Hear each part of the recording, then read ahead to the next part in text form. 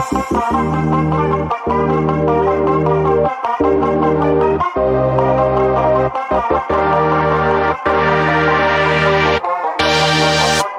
hello there, and welcome to another edition of Getting to Know You, our series dedicated to fresh faces making a big impact on UK stages. And today we come to the Prince Edward Theatre in London to meet Jamaal Fields-Green, currently making his West End debut as Michael Jackson in MJ the Musical. So where I was born, where I grew up, and some hobbies and interests, I would say, for first and foremost, I'm a New Yorker through and through. From New York, the Bronx, New York, to be exact. A little bit also Rockland County, but I won't go too into that. But New York has raised me thoroughly. Growing up, I had a number of hobbies. I like to say I had my hands in a little bit of everything. I loved swimming as a kid. I loved the ocean. Football, sports, mainly football though, American football. I loved playing football as a running back and a cornerback. And I loved singing for fun. Funny enough, but it was always just for fun. I was the kid that used to write poems for his crushes for Valentine's Day, and I was also the kid that would write poems for his crushes that would not get anything in return. It used to just be a pat on the shoulder, like a thank you, have a good day. But I loved poetry, and literature has been a really big part of my life, and singing, I think, with that all culminating into what I do now. When I decided that I wanted to be a performer, that would have to be around my junior year of high school. My friends and I had joined the drama department for fun. We thought it was, as a joke, we thought it would be funny for us to sign up our names for auditions and then to not do the show. And then we ended up doing it and having a great time. And I was Seaweed and Hairspray that year, but then my junior year, I was, funny enough, the Scarecrow in The Wiz. And my choreographer, Josu Jasmine, pulled aside my, with the help of my music teacher, Nadia Rizzo, pulled my mom aside and was just like, he has something special. If he decides to do this for the rest of his life, he can. And at the time, I didn't really know what I wanted to do with my life. And the thought of going to college for, singing, acting, and dancing, it seemed, why not, And I got an acting coach, John McDonald, and he's my mentor to this day, but he kind of instilled a lot of ideals that I have within myself when it comes to hard work and learning the material and the art form that we do, that is acting and performing. And I kind of fell in love with it. And then going to school for musical theater, after auditioning for all the top schools in the country, I got into 2, but that process kind of opened my eyes up to what the industry kind of is, or how competitive it can be. How many people are really fighting for a dream, and if you really want something, how hard you have to work towards it. People that I would look up to or that inspired me, for one, my mom, hands down. Single mother, aside from just taking care of me, made room for my dreams and supported me throughout all of that, which I think was a really, really big help for me. So my mom, and also just how her work ethic, I think I got a lot of that. But I would say maybe some performers that I always looked up to. Will Smith was one. I don't know, I'm a big movie buff, so I can't really ever bring it to one person, but I mean, some directors throughout the time. I mean, Denis Villeneuve. Oh, we'd be here for forever. But just, I mean, I'm a fan of just the art form, I guess. But really, television and film is something that always also can bring me out of a bad mood, but also even just amp my good mood already. So I would just say movies and television and as a whole, Hamilton. Well, I was John Lawrence and Philip Hamilton in the Chicago production of Hamilton. I fortunately was able to get that role right out of school, and that kind of jump-started my career. Learned a lot about the industry, learned a lot about myself and my artistry, also just Jamaal the person. Chicago was a very, very special time. It was a very, very special time, a very special group. I love that city. I got to live there on my own for a while, first time out of school. A fond memory, I would say, John Lawrence, that track was something of a dream role of mine in school. I didn't think I was going to be able to do it right after graduating. I thought that maybe it would take some time for me to do that role, and to have gotten to do that immediately after, upon graduating, was something that I didn't take lightly, but I'd like to think that I soaked every moment up in it.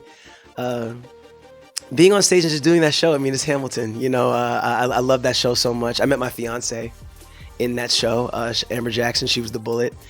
You could say she's the bullet that shot my heart.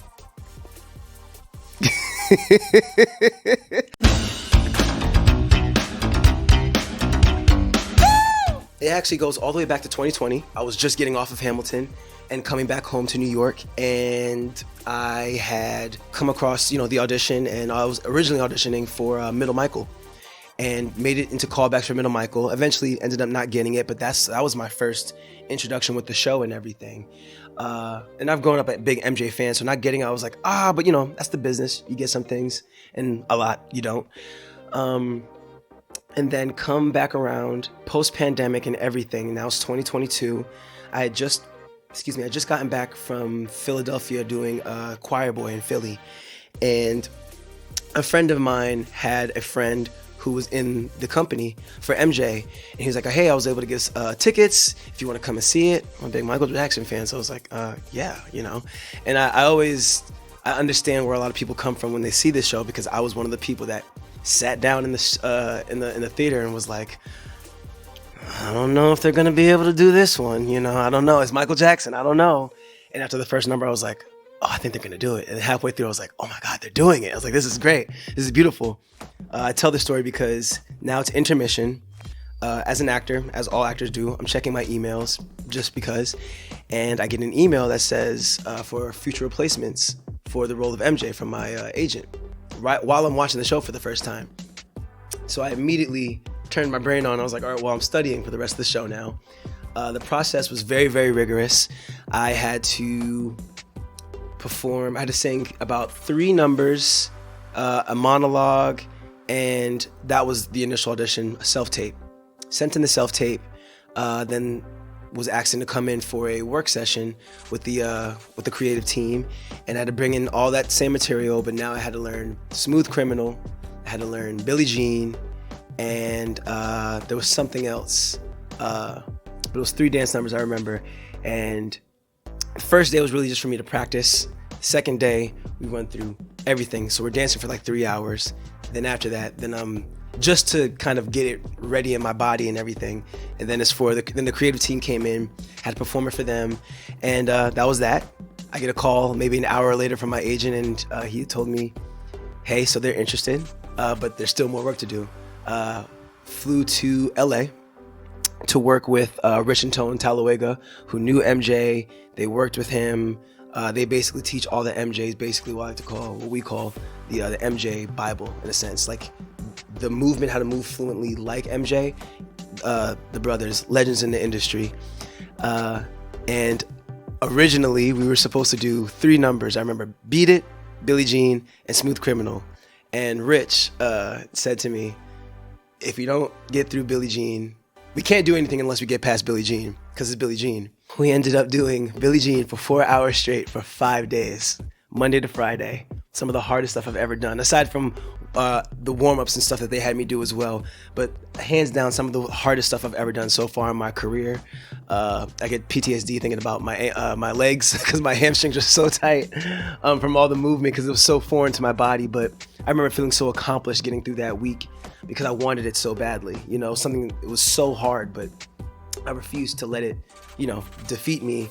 And the brothers saw that, and they were able to see the potential. And from about a week or so later on, then I went and joined the Broadway company as a standby for MJ and Middle Michael. Did that for about a year. And then I was an alternate on tour, and then took over last year. And now I'm here, but it's been a long journey. It's been a long journey to get here, but I'm thankful for it. You've been hit by, you've been struck by a smooth criminal. You can catch Jamaal live and in person here at the Prince Edward Theatre in London's glittering West End. As always, you can leave your thoughts about the show in the comments section down below. But please, for the love of healing the world and making it a better place, keep it kind. Give us a like, subscribe to our channel, and ring that bell for notifications. And I'll see you next time for What's on Stage.